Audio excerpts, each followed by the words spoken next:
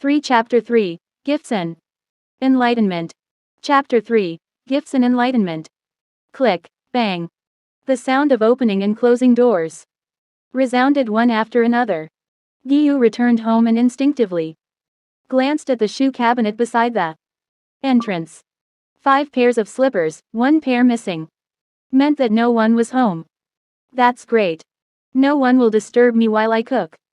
Thinking back to the last time he came home late and found Itachi frying eggs for Sasuke alone, only to accidentally spill them all over the kitchen, Giyu felt a bit annoyed. However, seeing Itachi's even more frustrated expression at not being able to fry the eggs properly, so much so that even a slight extra comma appeared in his left eye, Giyu didn't say much anymore. From then on, he simply didn't want to see his older brother in the kitchen. As for the meals their mother cooked, well, the taste was alright, but not as good as his. Sasuke, who was used to Jeyu's cooking, didn't particularly enjoy the changing flavors, which inevitably made their mother feel a sense of disappointment. In summary, it was best to leave the Uchiha kitchen to Giyu alone. However, things didn't go as planned. Is Giyu back? A clear and pleasant voice came from the kitchen. Jeyu's gaze froze, and a faint red light suddenly emerged from his originally deep blue irises. Makoto Uchiha, wearing clean shoe covers and holding a mop, walked out of the kitchen, looking at her youngest son with a smile on her face. Mom came home early. Isn't Giyu happy?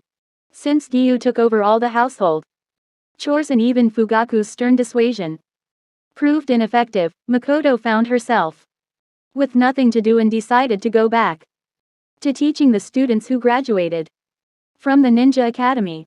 However, considering that today was the birthday of her 2 youngest sons, she gave the students a day off and came back early to clean the house. Giyu saw that his mother wasn't holding any kitchen utensils, just cleaning, and the red light in his eyes gradually faded away. Looking at the still partially wet floor, he contemplated for a moment, then turned around and was about to open the door and go outside and wait until the floor was dry before coming in. Makoto used body flicker technique and appeared between Giyu and the front door. With her hands on her hips and a pouting expression, she pretended to be unhappy. In fact, she was trying to imitate her red-haired old classmate. Why don't you greet your mom when you see her? I'll be sad if you don't. She, Makoto Uchiha, had 3 sons, each with a different personality, so naturally she had to handle them differently. For the eldest son, Itachi Uchiha, who was deep and mature in his thoughts, treating him as an adult and having open and honest communication probably would work. As for the second son, Sasuke Uchiha, who was spoiled by both his older brother and younger brother, but longed for his father's approval, as long as she mentioned something related to Fugaku and Itachi's expectations of him, he would temporarily set aside his mischievous behavior and listen seriously. And then there was the third son, Giyu Uchiha, who was the most difficult to handle among the 3. In order to encourage Giyu to initiate conversations and interact with others, Fugaku Uchiha once requested that the family not speak to him for a week, to see who could endure it. Of course, in the end, Giyu won the game, but it caused great distress to the couple. This child, Giyu, could be described as immature, but he often revealed a gaze that seemed to say, I have seen through everything, and there's nothing worth caring about. Calmly dealing with challenges from peers and even criticisms from Fugaku without showing any emotion. He neither desired praise from others nor sought attention from his parents. Instead, he quietly took on the responsibility of taking care of Itachi and Sasuke's daily life. When he didn't speak, he even seemed more like the eldest son of the family than Itachi. But if we were to say he was mature, he completely disregarded others' opinions, occasionally behaving rudely and bluntly, expressing his thoughts, easily hurting others' feelings. For example, a few days ago, when Sasuke and Itachi were practicing the fireball jutsu and finally managed to produce a small flame, they ran to Giyu to show off. Despite Jeyu's usual care for Sasuke, no one could have expected that he would blurt out, "Are you trying to learn how to light a candle with that?" Because of this, Sasuke hasn't spoken to Giyu since that day. Of course, they still ate together. But this child, who only spoke the truth, Makoto couldn't understand what he was really thinking. In order to communicate with him, she had to adopt a slightly exaggerated and intrusive approach, constantly launching attacks in a persistent manner, as if begging for his attention. And it seemed that he couldn't discern those subtle emotions. Makoto had to pretend to be dramatically angry or sad to make Giyu perceive her emotional state. Sure enough, when Giyu saw his mother blocking the doorway, seemingly a bit angry, he stopped his movements. Then he greeted her with a cold voice. "Was work not going well today?" Makoto Uchiha decided to surrender. She crouched down and held Jeyu's rigid little face, forcing a stiff smile, and asked somewhat dejectedly, "Aren't you happy that I'm back? You come back every day." Giyu tilted his head. "It's only worth being happy when you've been away for a long time. For example, seeing Tanjiro return safely from a dangerous mission, knowing that Nezuko was unharmed. For example, returning to Mt.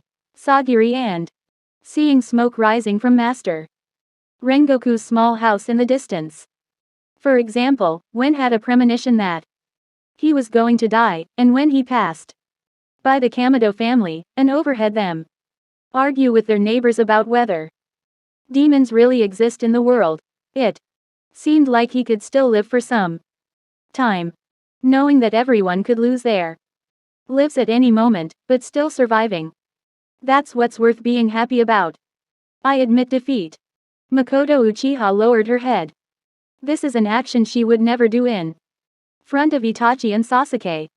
She glanced at the ingredients in the plastic bag and didn't worry about the price. With such heavy stuff, aren't you tired of carrying it all by yourself? There are resting places along the way.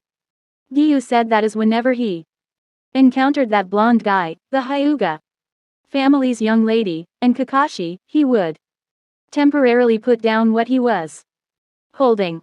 "Oh, salmon, it's another ingredient I don't know how to handle, so it seems I can't help you." Uchiha Makoto picked up the bag and walked into the kitchen, asking casually, "So Giyu, what do you plan to make today?" "Salmon roe sushi, bonito rice balls, sashimi, radish and salmon stew, pan-fried salmon belly, 3 colored dumplings, and ice cream for dessert." That sounds very appetizing, and they're all dishes Itachi and Sasuke love. Makoto turned her head and jokingly said, "Then why don't we have something that Dad loves? It's not his birthday today." Giyu replied earnestly, his face serious. "The main purpose of today's dishes is to please Sasuke. He hasn't spoken to me for a week. Tanjiro taught him before the final battle that if he prepares food that others love and feeds them anytime, it can bring people closer. For example, after carrying Hagi no Tsuki with him, his relationship with Shinazugawa Genya improved a lot, at least he believed so. It should work with Sasuke too, their personalities are quite similar." Upon hearing her son's words, Makoto hesitated. Is it really okay to be so straightforward? Raising an eyebrow, she asked, "So, Giyu, do you know why Sasuke isn't talking to you?" "I don't know. I thought so." "Are you not bothered by it? Don't you want to know the reason?" "No need to know." Giyu put on the apron that Itachi had made for him, stood on a small stool, and pulled out a half-meter-long salmon from The plastic bag. He gave it a punch on the head. He confidently said, as long as we have this meal, the problem will surely be resolved. Smack. Makoto held onto the door frame. Why is it so difficult to communicate with this child? 10 minutes later. I'm back. X2. Is it Itachi and Sasuke? Makoto headed towards the entrance like a wanderer in the snow finding a fireplace. Mama. Sasuke took off his shoes and rushed over to hug Makoto's waist, looking extremely happy. If only I could give half of Sasuke's clinginess to Giyu. Did you give them a day off today? Itachi stood at the doorway, neatly arranging Sasuke's shoes, and immediately realized why his mother was at home. Because my lovely children have their birthdays today. Makoto regained her usual confidence as a mother. She rubbed Sasuke's spiky hair and asked, did you take Sasuke out for training? He's covered in sweat and has an animal smell. We didn't train today. Brother took me to Granny Cat's place and gave me a birthday present. Sasuke, who was 5 years old, spoke in a lively and sharp voice, taking out a rusty shuriken from his pants pocket. Oh, what's this? Makoto carefully examined the shuriken. It seemed to be an old style, so she continued to ask based on what Sasuke said. Granny Cat said it's a shuriken from the founding era of Konoha, even older than Grandpa's age. Back then, she saw this shuriken flying from a faraway place and breaking the first Hokage's wooden clone. So it has a lot of significance. Sasuke held the shuriken in both hands and raised it in the air, making a bold declaration. I will become an even stronger ninja in the future. Even the first Hokage himself will never be my opponent. Upon hearing Sasuke's words, a hint of worry flashed in Makoto's eyes. Itachi, being keenly observant, noticed it and whispered in Sasuke's ear, the first Hokage and the Uchiha clan's ancestor established the village together. They were both great individuals, not enemies.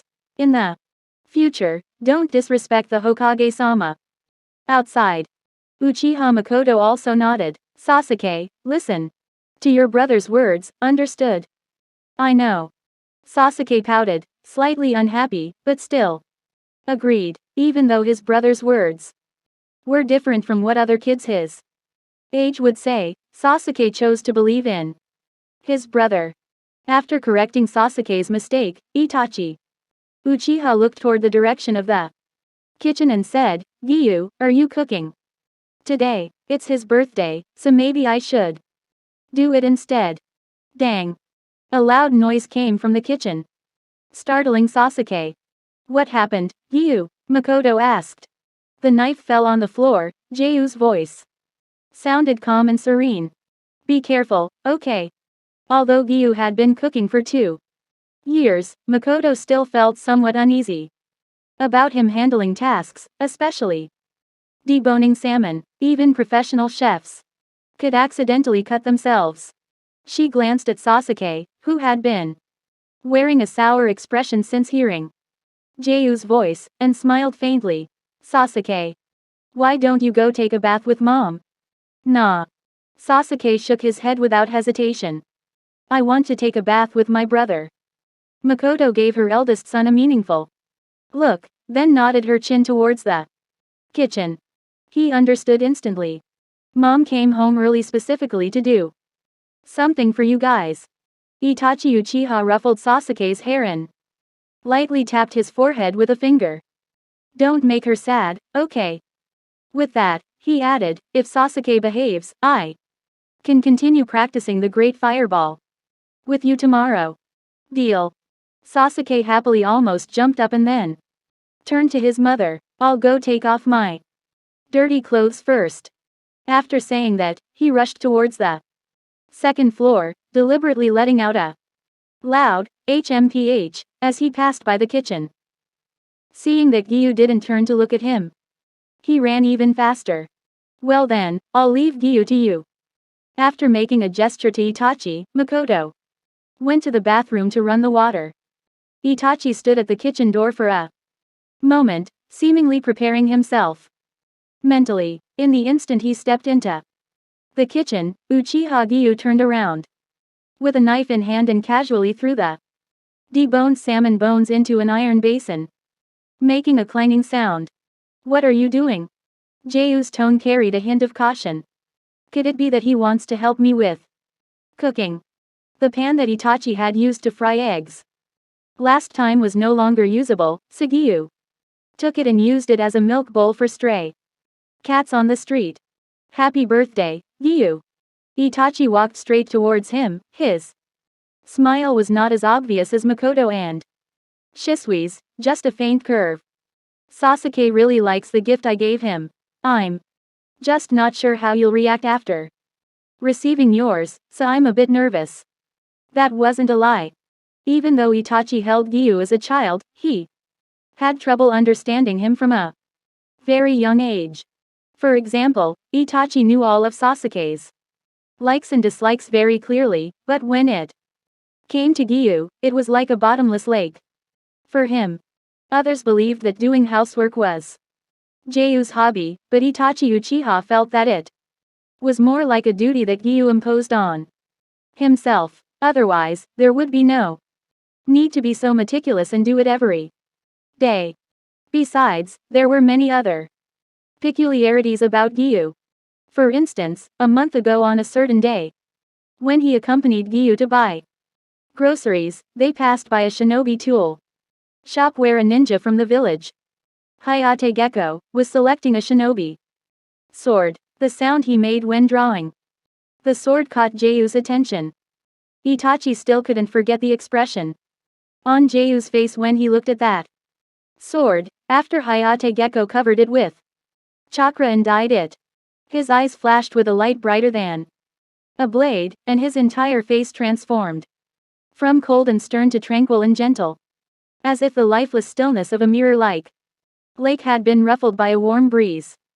To this day, Itachi Uchiha still couldn't fathom what had occurred at that moment. Originally, he had planned to buy a sword directly for him today, but upon further consideration, he decided against it since Giyu showed little interest in becoming a ninja.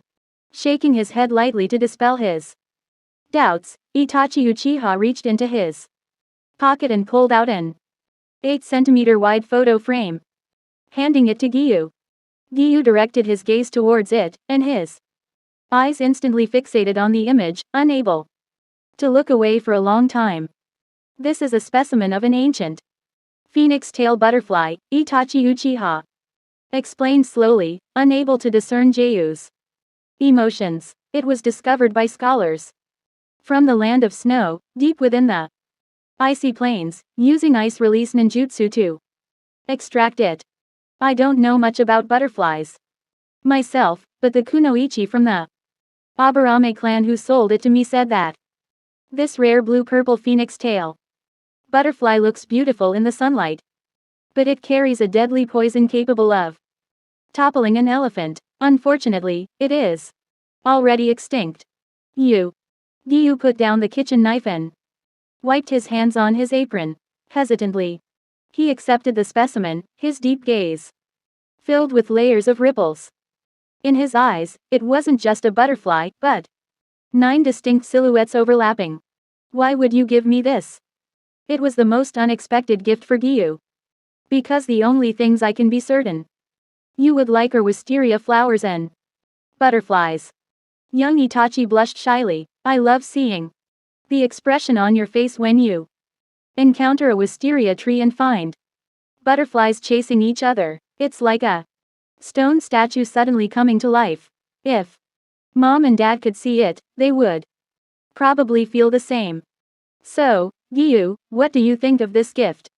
Itachi Uchiha paused, his voice filled with anticipation. "Do you like it?"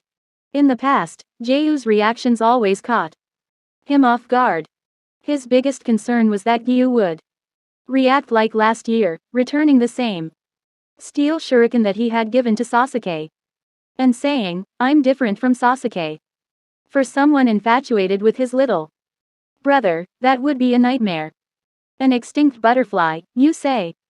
Jeyu's voice sounded somewhat hoarse. Then suddenly grew stronger, and clearer than ever before. I really like it, thank you, Itachi. Quote. Itachi Uchiha was stunned. Although Jeyu's expressions rarely changed. But if he liked this gift, shouldn't he at least raise an eyebrow?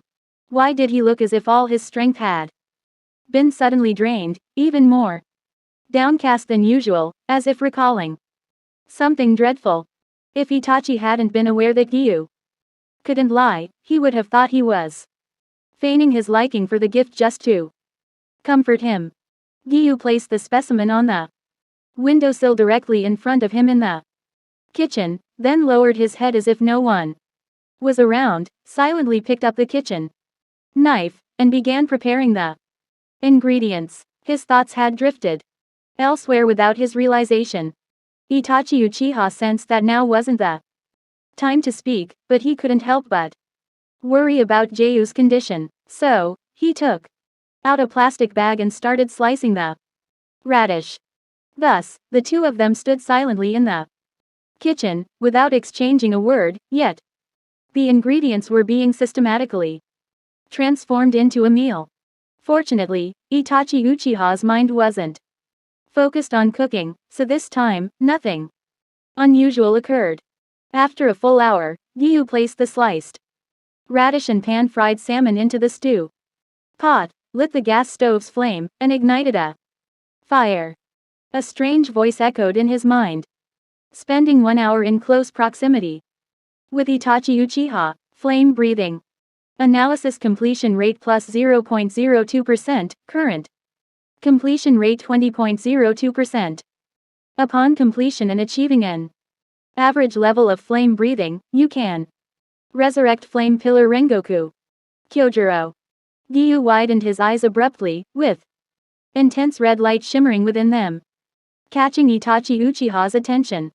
Giyu, you. Before Itachi could finish speaking, white vapor suddenly emanated from Jeyu's mouth and nose. The legs of the stool beneath his feet made a cracking sound as they snapped, and he collapsed to the ground, unconscious.